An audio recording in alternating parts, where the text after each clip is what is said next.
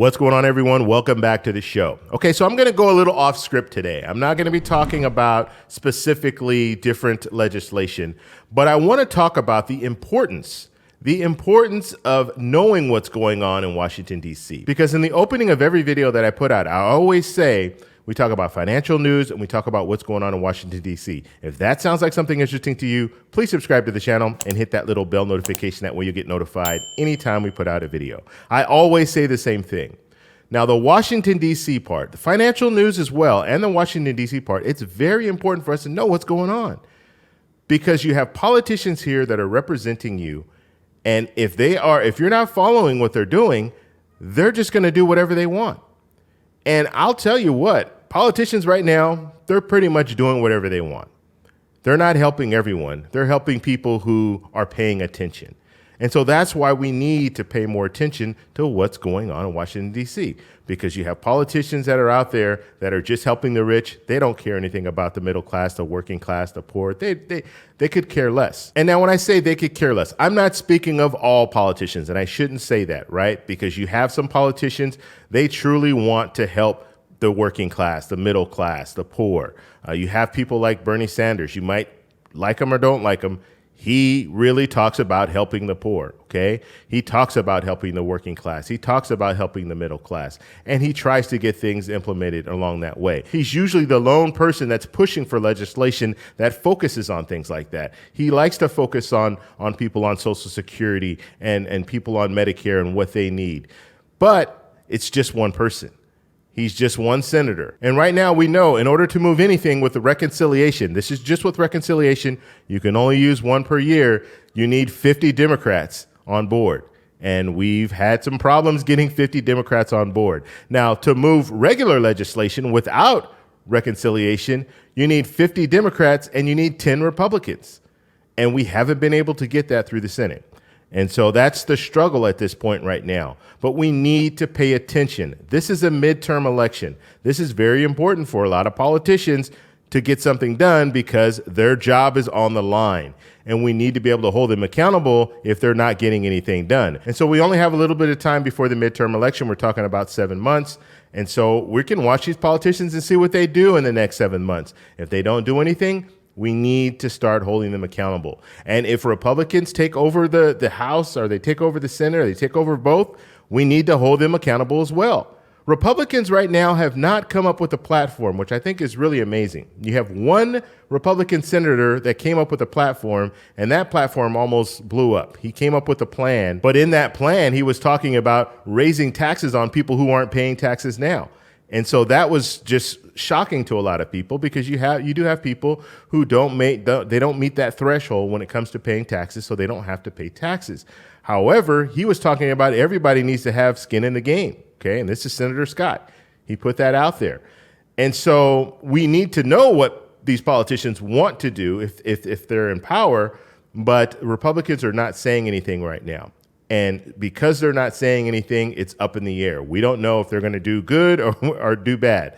We have no clue. We know what Democrats have been trying to push through, so we at least have a framework of what they want to get done. And if they stay in power, then we know what they'll be pushing for. But when it comes to Republicans, we have no idea where they want to go. And just looking at the platform, Republican platform, generally, they're not focused on improving Social Security, improving Medicare. They're generally not focused on the poor. And so we'll have to see if they win seats and they do take over the House or they do take over the Senate or they take over both, what are they going to do?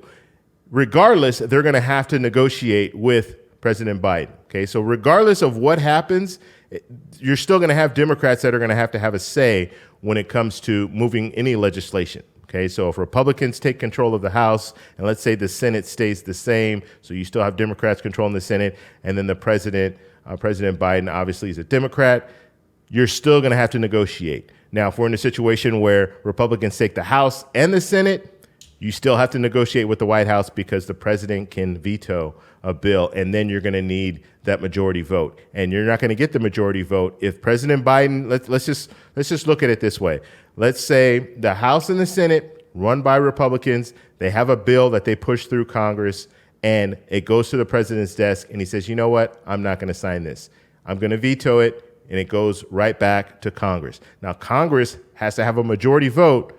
They have to have a 2/3 vote in order to override that veto. Okay, so they need Democrats to support them in Congress in order to override the veto, because generally we're going to have, the numbers aren't going to be too drastic. Republicans aren't going to win 2/3 in the House and 2/3 in the Senate. It's just not going to happen. And so you're going to need Democrats to support any type of a veto. So what that means is, in order to get things done legislative wise, if the Republicans are in control, they're going to need to still work with the president. Another thing that's going to be really interesting to watch, and the expectation, we'll just say right now, the expectation is that the Republicans will at least take the House. They'll take the House. We don't know about the Senate yet. So they will have some power, okay? Now, if they have that power and they do nothing with it for 2 years, then what will happen in the 2024 election? Because then people are going to look at the Republicans and say, well, you're just as bad as the Democrats. We got the Democrats out of there because they weren't doing anything, and then we get you in there and then you don't do anything. And so if that happens, will we see President Biden win re-election if he runs again? So that's something else that you're going to have to look at. Okay, so there are a lot of different things on the table, but it's very, very important that we focus on what's going on in Washington, D.C. Because I'm telling you, they're getting away with an awful lot, and we're not holding them accountable. We just aren't. And we forget about things. That's another thing that's crazy about this whole thing. I did a poll, and I did this poll, it was a little while ago, I can't remember the exact date, but I asked about, do you think President Biden has done anything to help poor people, middle-class people, working-class people? It was a little shocking to me because I worded that question in a way where I said, do you think he's done anything? I didn't say some things, I said anything. And by no means am I trying to stick up for President Biden, but let's just look at the facts, okay? That's all I look at. I don't care if you're a Democrat or Republican, I look at the facts. And we know that we had that first stimulus package when President Biden came into office.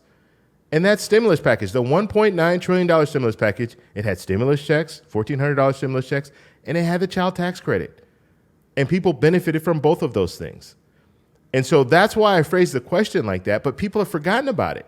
They have forgotten about the stimulus check, the third stimulus check, and they forgot about the child tax credit. And so I'm not saying that you should vote for President Biden because of that or vote for Democrats because of that past stimulus package, but at least acknowledge that it exists. Because moving forward, are we going to be looking at another stimulus package? We don't know. We couldn't get the Build Back Better plan through. Now they're changing the name and everything. Republicans aren't talking about any type of a stimulus package or any type of a big package like President Biden's talking about right now. And so if they do win, if Republicans win, what are they going to move forward with? Do they have anything, any plan in mind? Are they going to try to give tax cuts to the middle class, the working class, and the poor? Because they had an opportunity in 2017, and guess what? That tax cut went to the rich. And Republicans were in control at that time. So there are a lot of different things that are out there. I just wanted to put this video out to kind of just let you guys know, look, you need to pay attention to what's going on in Washington, D.C. If you're not getting the information from me, that's fine. Find someone else that you like that's giving you the facts, that's giving you good information, and listen to them. But you need to know what's going on in Washington, D.C., or watch. You can watch cable news. You can watch whatever you want to watch. Get that information. Don't believe everything you hear. Do your own research. But you need to get that information. You need to find out what politicians want to do and how they want to move forward. And so that's all I have for this video. If you like this video, please give me a thumbs up. Please subscribe for more, and I'll talk to you in the next one. Bye.